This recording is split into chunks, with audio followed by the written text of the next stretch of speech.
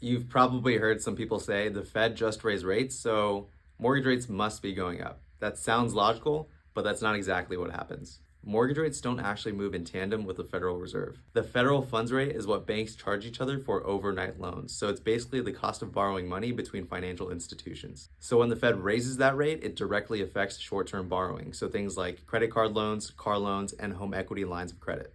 But mortgage loans are long term, between 15 and 30 years, so they're influenced by something entirely different. Mortgage rates are more closely tied to the 10-year Treasury yield, which moves based on what investors expect for economic growth, inflation, and future Fed policy. So here's what actually happens. When the Fed raises interest rates, it signals that they're trying to slow down inflation. And if the investors believe that'll work and that the economy will cool off, they might actually start buying more long-term bonds. When investors buy those bonds, yields go down. And since mortgage rates track those yields, they can drop too. Here's why that happens. When a lot of investors buy those bonds, the prices of those bonds goes up, but the yield or the return actually goes down. It's because the more people chase safe investments, the less return they're willing to accept.